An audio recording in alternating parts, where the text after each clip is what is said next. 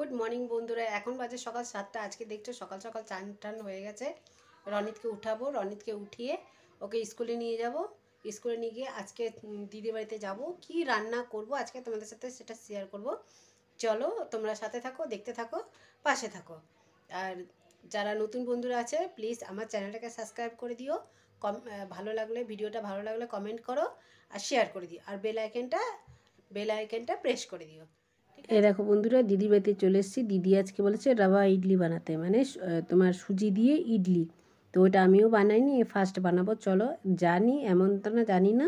তো এটা আজকে রাবার ইডলিটা আমি নিজে হাতে বানাবো। তো ওটা রাবা ইডলি কী বলো তো, প্যাকেটে সব কিছু মিক্স মশলা টশলা থাকে, ওটা জলে গুলিয়ে বানাতে হয়।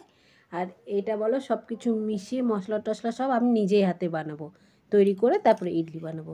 তো দেখো এদিকে মেজারমেন্ট করে 1 কাপ 1 বাটি তোমার সুজি নিয়ে নিয়েছি। সুজিটা একদম পাতলা সুজি আছে, বেশি একটা মোটা মোটা দানা সুজি থাকে, সেই সুজি না। তো এদিকে দেখো 2টো গাজর নিয়ে নিয়েছি, 2টো লঙ্কা নিয়ে নিয়েছি।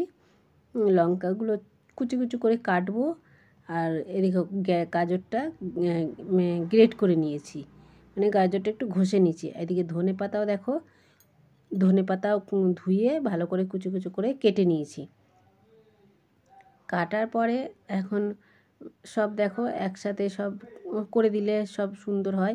এখান থেকে একটুখানি অল্প একটু আদাও নিয়ে নেবো। আদা নিয়ে ওর মধ্যে আদাও দেবো। যে এই যে লঙ্কাটাও এখন কেটে কেটে দিচ্ছি। আদাটা কি বলো তো, ওটা তো কাটাটা যাবে না, ওটা ঘষুনি আছে। ওই একটুখানি আদা, অল্প একটু আদা ঘষে দিলে তাহলে ভালো হয়, মুখে অতটা লাগে না। তা যাই হোক, এ দেখো সব কেটে কুটে আমার এদিকে রেডি হয়ে গেছে। ওইদিকে আদা, গাজর, ধনে পাতা, কাঁচা লঙ্কা এ দেখো সব রেডি করে ফেলেছি। রেডি করে এবার এক এক করে আমি বানাতে শুরু করব। কিন্তু আমি করেছি ফার্স্ট টাইম, কিন্তু যেহেতু আমি বসিয়ে চলে এসেছি, কেন আমার টাইম ছিল না, আমাকে আরেকটা বাড়িতে যেতে হবে, সেই জন্য আমার টাইম ছিল না। তো ওটা বসিয়ে যে আমি তোমাদেরকে ইডলিটা বার করে দেখাবো সেটুকু আমি সময় পাইনি, যেহেতু তোমাকে ওরকম করেই দেখিয়েছি তোমাদেরকে। এদিকে দেখো কড়াইতে দিয়েছি একটুখানি তেল দিয়েছি, তেলের মধ্যে জিরে দিয়েছি, জিরে দিয়ে একটু ছোলার ডাল, অড়হর ডাল এগুলো মিক্স করে দিয়েছি। হিং দিলাম দেখলে। তার মধ্যে এই গাজর ঠাজরগুলো ওর মধ্যে ভেজে দিয়েছি।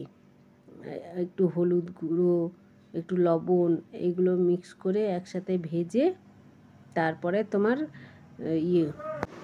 দেখো এটা প্রায় ভাজা ভাজা হয়ে গেছে। নুন মানে হালকা একটু পাকা যেরকম হয়ে যাবে, ওই যে গন্ধটা যাতে চলে যায়, ওই জন্য এটা ভাজা।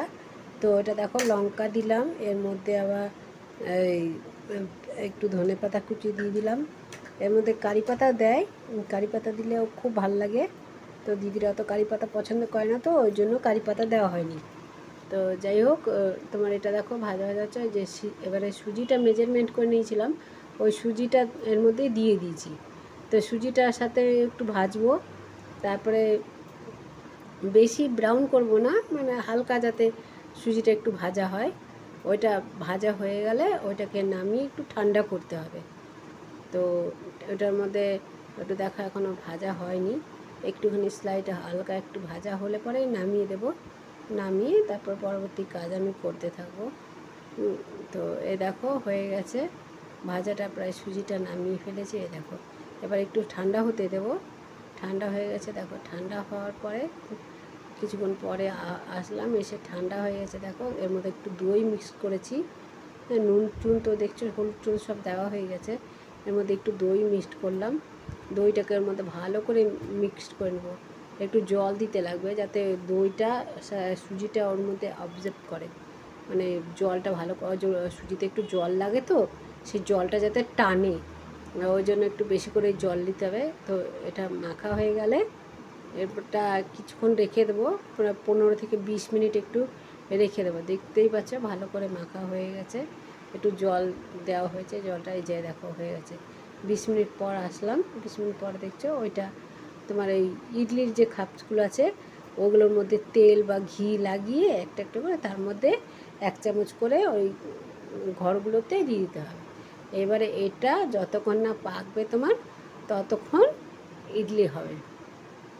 তো যেহেতু আগেও তোমাদেরকে বলেছি আমার টাইম ছিল না, তাই আমি বার করে তোমাদেরকে দেখাতে পারিনি। এ দেখো হয়েছে, আর বেশি কিছু দেখাতে পারলাম না, আজকে এতটুকুই।